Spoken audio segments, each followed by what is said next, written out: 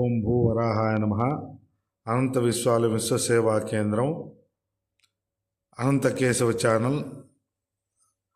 స్వాధ్యాయం 3వ రోజు స్వాధ్యాయము యక్ష ప్రశ్నలు, ధర్మరాజు సమాధానాలు, అఖండ మహాసంకల్ప ఆరంభ ప్రాధాన్యత, విశ్వవ్యాప్తము. మహాభారతంలోని అరణ్య పర్వంలో పాండవులు వనవాసంలో ఉన్నప్పుడు ఒక బ్రాహ్మణుడు తమ వద్దకు వచ్చి తన ఆరని జింక కొమ్ముల్లో ఇరుక్కపోయిందని చెప్తాడు. ఆరని అంటే జమ్మి కర్రతో అగ్ని జ్వలింపజేయడానికి యజ్ఞ నిమిత్తమై ఉపయోగిస్తారు. ఇంకా విషయానికి వస్తే జింక కొమ్ముల్లో ఇరుక్కొని ఉంది కావున దాన్ని తెచ్చి ఇవ్వవలసిందిగా ప్రాధేయపడతాడు. ధర్మరాజు తమ్ముళ్లతో వెతుకుచుండగా కనిపిస్తూ మాయమవుతూ ఉంటుంది జింక. కొంతసేపటికి ధర్మరాజాదులకు దాహం వేసి నకుల్ని నీటి కోసమై పంపిన కారణంగా నకులుడు నీటి కోసమై వెళ్ళి ఎంతసేపటికి తిరిగి రాకపోగా తరువాత అర్జునుడు, భీముడు, సహదేవుడు అందరూ ఒక్కొక్కరు వెళ్ళి తిరిగి రాని సందర్భంలో చివరికి స్వయంగా ధర్మరాజు నీటి కొలన వద్దకు వెళ్తాడు. వెళ్ళిన సందర్భంలో నలుగురు విగత జీవులై పడి ఉంటారు. అదృశ్యవాణి రూపంలో అడిగిన ప్రశ్నలకు జవాబులు ఇవ్వని కారణంగా నీ తమ్ములు విగత జీవులైనారు అని చెప్పి యమధర్మరాజే స్వయంగా యక్షుని రూపంలో ధర్మరాజును నీవు సమాధానాలు చెప్పవలసినది అని అనేక చిక్కు ప్రశ్నలే ఈ యక్ష ప్రశ్నలు. ఇవి అనంతమైనటువంటి విశ్వంలో అందరి సందేహాలకు కొంత స్థూలంగా సందేహ నివృత్తి జరుగుతుంది. కావున ప్రస్తుత ఆధునిక కాలంలో ప్రశ్నించేవారు, జవాబు చెప్పేవారు సరైనటువంటి ప్రశ్నలు, సరైనటువంటి జవాబులు గృహాల్లో, సంస్థల్లో, వ్యక్తుల్లో స్పష్టమైనటువంటి ప్రశ్న, స్పష్టమైనటువంటి జవాబు ఏ విషయంలో లేని కారణంగా కలియుగంలో మాయామోహంతో ధర్మం ఒక్క పాదంలోనే నడవటం కారణంగా ఏ ప్రశ్నకైనా ఎవరైనా సమాధానం 4 భాగాలు చేసుకుంటే ఒక పావు భాగం సమాధానం మాత్రమే రావటం జరుగుతుంది, ఇవ్వటం జరుగుతుంది. కొన్ని దగ్గరలో కొంతమంది అర్ధ సమాధానాన్ని చెప్పడం జరుగుతుంటుంది. కొంతమందిలో 30వ భాగం సమాధానం చెప్పడం జరుగుతూ ఉంటుంది. అతి తక్కువ మందిలో 100లో ఒక 25% మాత్రమే 100కి 100 జవాబుదారీతనంతో మానవ జీవిత పరమ కర్తవ్యాలను అమలు చేసేటువంటి క్రమంలో ఈ ప్రశ్నలు, జవాబులు ద్వారా యమధర్మరాజు యొక్క తత్వాన్ని, ధర్మరాజు ధర్మార్థ కామ మోక్షాల్ని స్పష్టంగా అమలు చేసినటువంటి ధర్మరాజుని ధర్మమైనటువంటి జవాబుదారీతనంతో కూడినటువంటి సమాధానాలను ఆధునిక కాలం చాలా విలువైనవిగా దీన్ని ప్రస్తావన చేసుకుంటూ నిన్నటి వరకు 16 ప్రశ్నలు 2 స్వాధ్యాయాల ద్వారా 16 ప్రశ్నల్ని జవాబులు చెప్పుకున్నాము, విశ్లేషణ చేసుకున్నాము. ఈరోజు 17వ ప్రశ్నగా, యక్షుని 17వ ప్రశ్నగా రాజ్యాధినేతకు సజ్జనత్వం ఎలా కలుగుతుంది అనేటువంటి ప్రశ్న వేసినప్పుడు యజ్ఞం చేయటం వలన అని ధర్మరాజు సమాధానం చెప్పడం జరిగింది. యజ్ఞం చేయటం వలన రాజ్యాధినేతకు సజ్జనత్వం ఎలా కలుగుతుంది సత్ జనతం, సత్ప్రవర్తన ఎలా కలుగుతుంది అని వేసినప్పుడు యజ్ఞం చేయటం ద్వారా సకల దేవతలని ఆహ్వానించుకుంటూ అగ్నిదేవుని ద్వారా పరమాత్మకు అనేకమైనటువంటి సమిధలతోటి చేసేటువంటి యజ్ఞ ప్రక్రియ ద్వారా సజ్జనత్వం కలుగుతుంది అనేటువంటి సమాధానం చెప్పడం జరిగింది.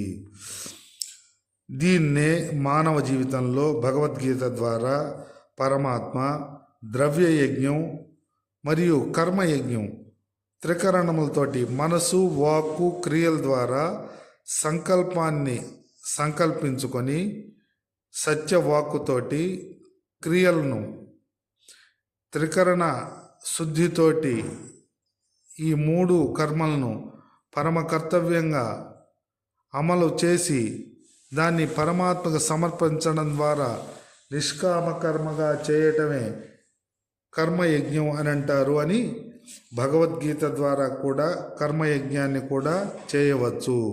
ద్రవ్యయజ్ఞం, కర్మయజ్ఞం అని 2 రకాలుగా ఉన్నాయి. ఇది ప్రతి మానవుడు కర్మయజ్ఞాన్ని, కర్మయోగాన్ని కర్మయజ్ఞంగా చేసేందుకు అవకాశం ఉన్నదని అనంత కేశవ ఛానల్ ద్వారా అనేక విశ్లేషణలు చేసుకున్నాము. 18వ ప్రశ్న, తృణం కంటే దట్టమైనది ఏది? తృణం కంటే దట్టమైనది ఏది అంటే చింత. చింత అంటే మనస్సులో, మానవ దేహంలో చింతలు అనేక రకాలైన వికారముతో కూడి అజ్ఞానంతో కూడి అసత్యంతో కూడి ఏర్పరచబడేటువంటివన్నీ కూడా దేహంలో చింతలే. ఆ చింతలు మానవ దేహాన్ని దహిస్తూ ఉంటాయి. దీన్ని స్వానుభవంగా ఎవరైనాను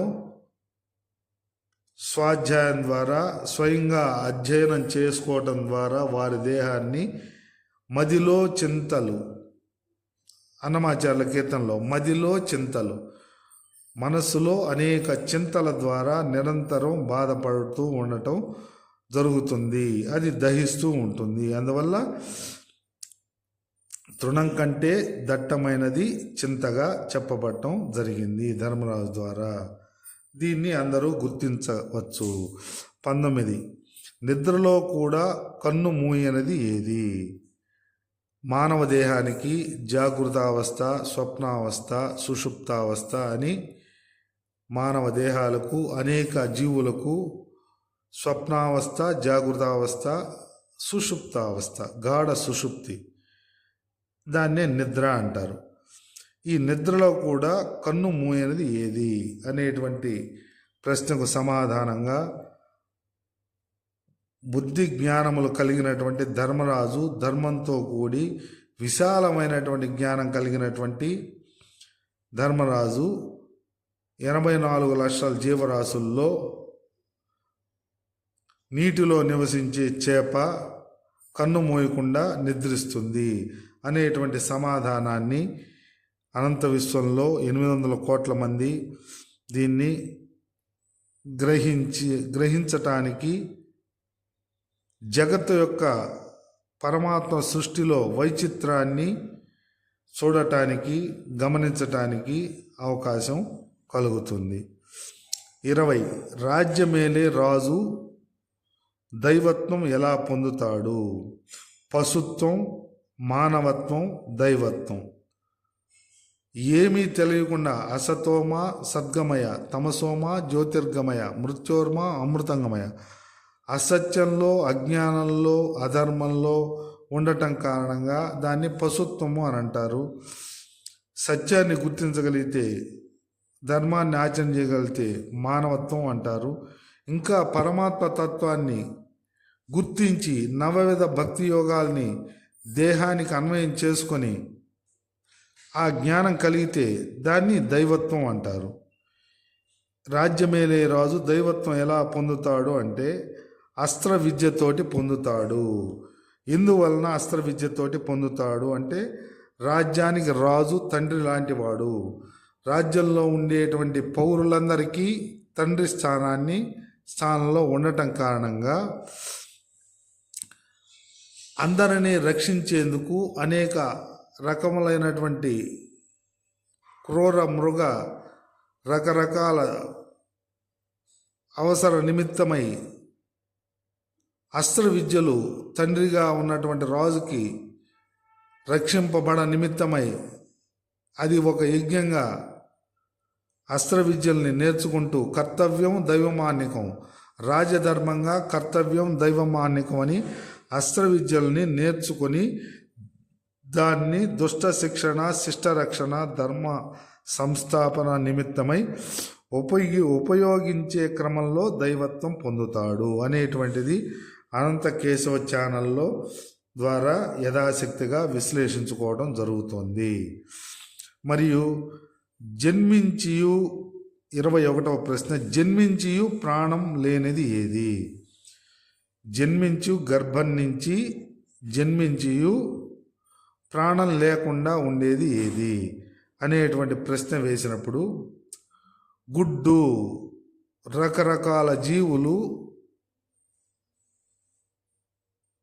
జన్మని గుడ్డు ద్వారా బయటికి విడుదల చేయటం జరుగుతుంది. ఈ గుడ్డు జన్మిస్తుంది కానీ ప్రాణం ఉన్నట్టుగా ఉండదు. అందువలన గుడ్డుని జన్మించియు ప్రాణం లేనిదిగా చెప్పడం జరిగింది.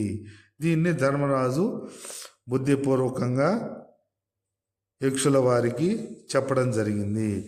22వ ప్రశ్న, రూపం ఉన్న హృదయం లేనిది ఏది? రూపం ఉన్న హృదయం లేనిది ఏది?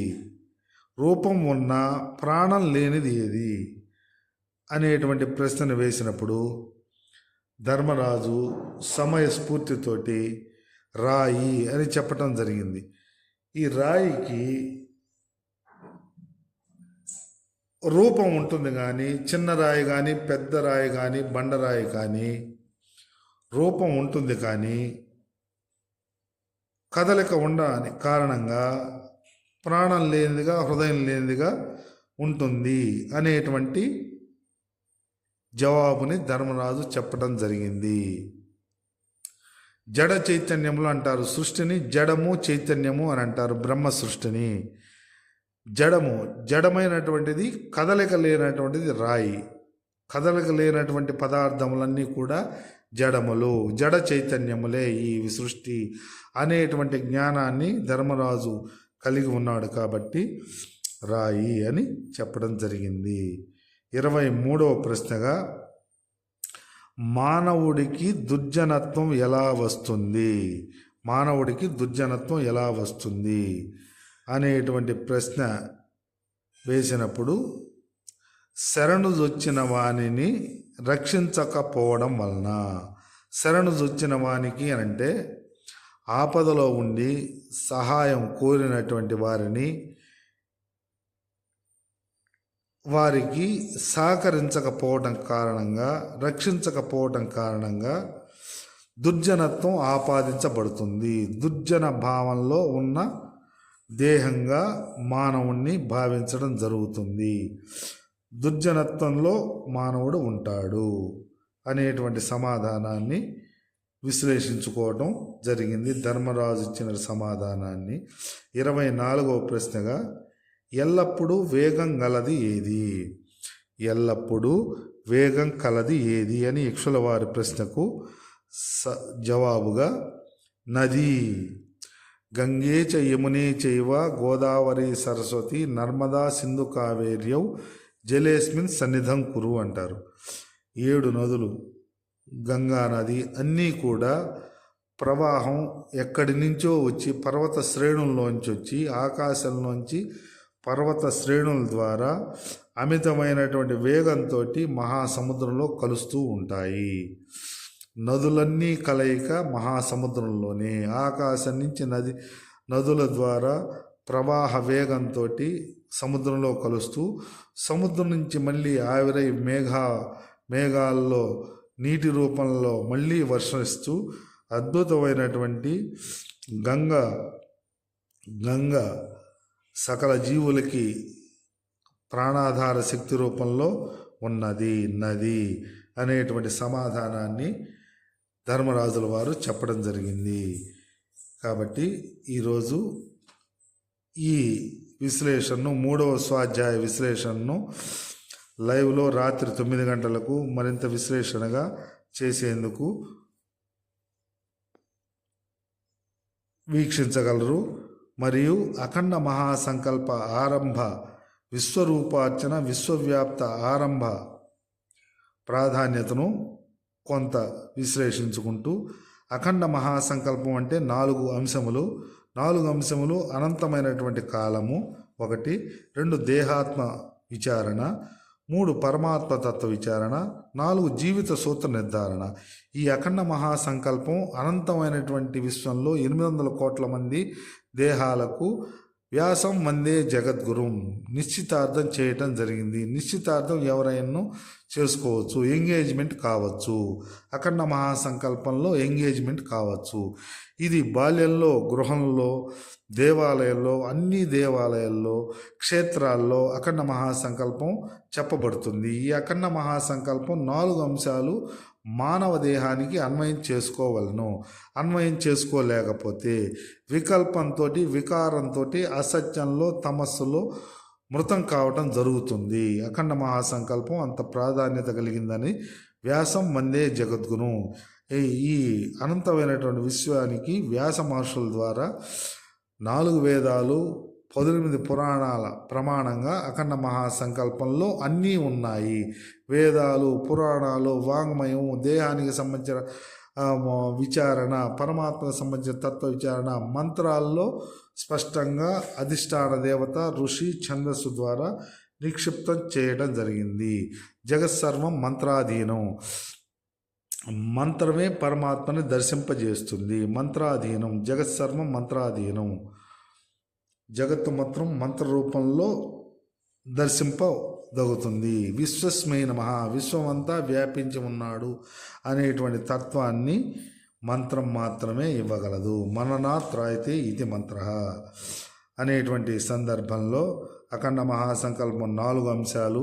2వది శ్రీ విశ్వచక్రానికి అభిషేకము. అభిషేకం ఎందువల్ల అంటే అభిషేకం ద్వారా ఆత్మశుద్ధి కలుగుతుంది.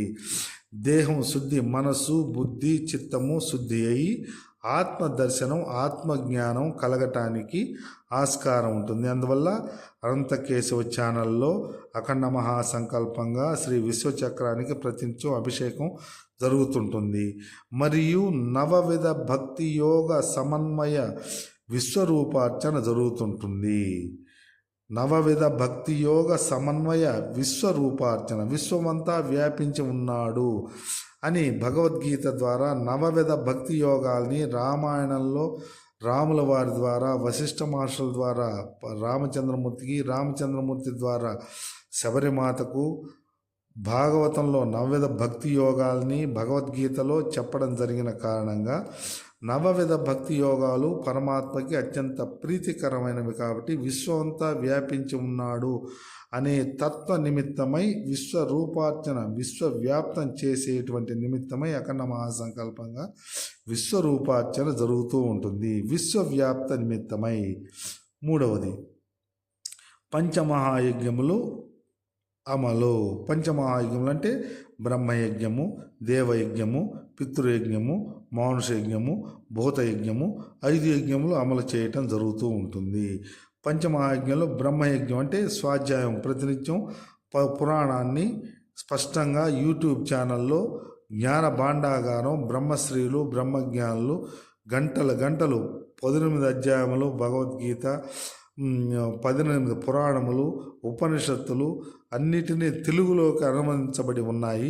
ఎవరైనా ఒక అరగంట స్వాధ్యాయం బ్రహ్మయజ్ఞాన్ని చేయవచ్చు. ఈ విధంగా అఖండ మహాసంకల్పంలో 4 అనంతమైనటువంటి కాలము, వీటిని 4 అంశములు, 9 9 భక్తి యోగములు, 5 పంచమహాయజ్ఞములు, 9 4 13 13 4 18 19 పురాణ రహస్యములుగా విశ్వవ్యాప్తం చేయటం. ఈ సంకల్పాన్ని ఎవరైనా నిశ్చితార్థంగా ఎంగేజ్ కావచ్చు. ఎవరైనాను ఈ సంకల్పాన్ని చేసుకొని 3 సత్యాల్ని గుర్తించి విశ్వచక్రం 7 అంశాలను అవగాహన ద్వారా నిశ్చితార్థ నిమిత్తము ఎంగేజ్మెంట్ అవుతూ అభిషేక విశ్వరూపార్చనలో ఎంగేజ్మెంట్ కాగలరు. సాయంత్రం 9 గంటలకు లైవ్లో విశ్లేషణ, అవగాహన, సమీక్ష ఉంటుంది. ఈ ఛానల్ను సబ్స్క్రైబ్ చేయండి, షేర్ చేయండి, లైక్ చేయండి. 9 గంటలకు లైవ్లో వీక్షించండి. గత లాంగ్ వీడియోలను వీక్షించండి. శుభం భూయాత్. ఓం తత్సత్.